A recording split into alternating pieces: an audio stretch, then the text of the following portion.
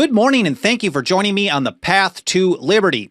This is the Fast Friday edition of the show for January 17th, 2020. Nullification season is now in full swing, and I'm going to report today on the latest news from the 10th Amendment and nullification movement. We've got bills to cover that nullify federal gun control, legalize raw milk, take on asset forfeiture, both the state and federal programs, ban facial recognition, and if I have time, maybe a little something more as well. First of all, my name is Michael Boldin. We broadcast live every Monday, Wednesday, and Friday at 9:30 a.m. Pacific time from here in my home office and studio in downtown Los Angeles for the 10th Amendment Center. You can find all of the platforms that we're on, whether it's video or audio only podcast edition. You can find all of our archives, links that I reference in show notes, the platforms the social media channels you can find us on, even our membership program where you can support us for as little as $2 a month. It goes a long, long way. Find all of that good stuff over at 10thamendmentcenter.com/Path to Liberty, all spelled out. I know it's long, but it's 10thamendmentcenter.com/Path to Liberty. Look, I am incredibly grateful for you spending some of your time with me today, whether you're wrapping up your week like I am or whenever you happen to be listening or watching. I really, really appreciate it, and I can't say that enough.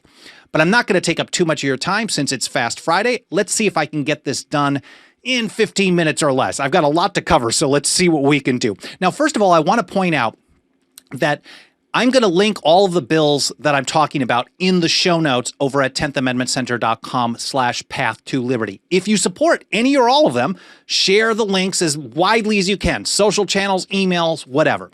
But if you happen to live in one of the states that I'm talking about a bill, if you live in a state that I'm talking about a bill and you like that bill, you need to take further action beyond just sharing it.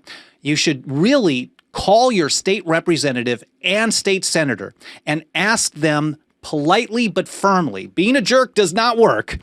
So be polite and strong, respectful, and tell them that you want to see them co-sponsor and support the bill number in question. If you don't happen to live in the state that I'm talking about and you like the legislation, you can still do something very similar.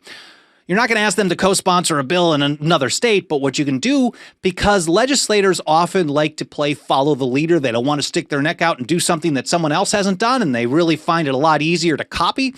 You can literally call your state representative and state senator and say, oh, I saw a bill in whatever state and I wanted to send it over to you because I'd like to see something similar introduced in our state. Just be courteous about it, and that is really the most effective thing that you can do. Some of these legislators, all they need is 5 or 10 people to reach out to them, and it's more than they've ever heard from in their lives on almost anything. So this type of activism can be very effective. And speaking of contacting people for co-sponsors, the first bill I want to talk about is something that I've covered a number of times, the Missouri Second Amendment Preservation Act, House Bill 1637 from Representative Jared Taylor. It sets the foundation to nullify all federal gun control. It takes on past, present, and future. It doesn't do it all in one fell swoop, but it is a huge step forward should it pass into law. We've been asking people to contact state reps to co-sponsor, and we are up to, just after a week into the session, a little over a week,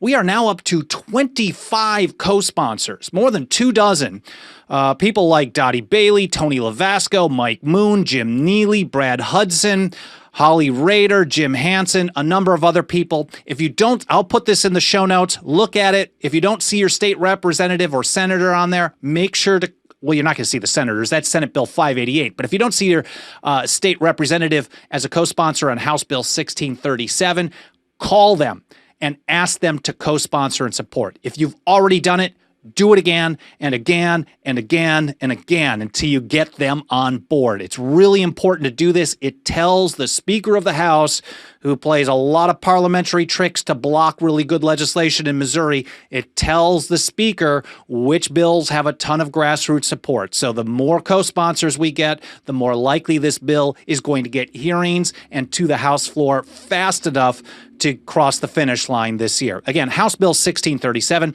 We also just saw just a couple of days ago a very similar bill, almost the same, House Bill 4168. The West Virginia Second Amendment Preservation Act from Delegate Joe Jeffries of Putnam. He had 10 I think it's actually up to 11 co-sponsors already after just a few days. That's positive too. And in Meharry's report on this, he says the legislation would ban any person, including any public officer or employee of the state and its political subdivisions, from enforcing any past, present, or future federal acts, laws, executive orders, administrative orders, court orders, rules, or regulations that infringe on the right to keep and bear arms. That's House Bill 4168 in West Virginia. Similar bills are Oklahoma HB or House Bill 2781, and one that doesn't go as far in South Carolina but sets the stage to do a lot of good stuff is House Bill 4704. Again, that's South Carolina, House Bill 4704. The next issue I want to cover is raw milk and legalizing it. I can walk down the street here in downtown Los Angeles, go to my corner market, and pick up raw milk, raw kefir, raw cream, raw cheese, whatever. And in a lot of states, that is illegal. You can go to jail for trying to sell stuff like that, raw dairy. And it seems like there's some good support for legalizing retail sales of raw milk in Missouri. Representative Ann Kelly filed House Bill 1335, and on Wednesday, it already had its first hearing. In Missouri, there's a 2-hearing process. The first one is a discussion hearing and debate, and then they follow up. It has to be scheduled. The committee chair has to schedule it for what's called an executive session. And in the second hearing, that executive session is where they take a vote on it and needs to pass by majority vote in order to move forward in the legislative process. So this would legalize retail sales of raw milk or cream produced in Missouri at grocery stores, restaurants, soda fountains, or similar establishments.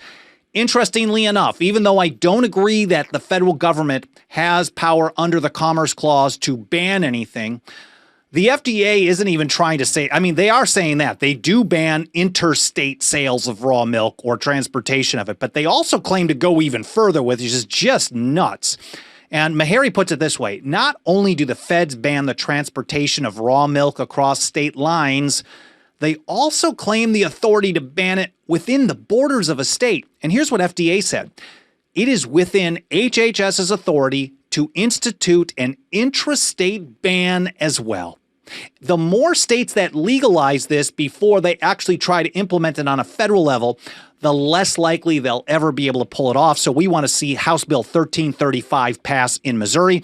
There's also a lot of other raw milk bills this year. The West Virginia Farm Fresh Raw Milk Act would allow direct-to-consumer sales. That's House Bill 2643.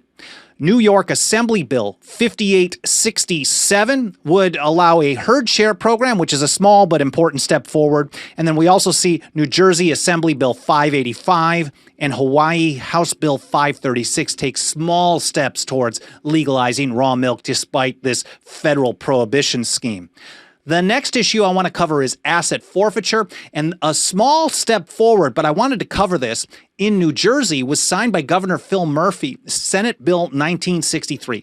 Asset forfeiture, both state and federal programs, are kind of shrouded in mystery. What's going on in New Jersey? We don't really know how much they've been doing, but this bill now requires, now that it's law, they are now required to do detailed, strict reporting on both state level and federal equitable sharing programs. So we're going to be able to see exactly, well, even if they lie, we're going to be able to see how much money they're ripping off from people.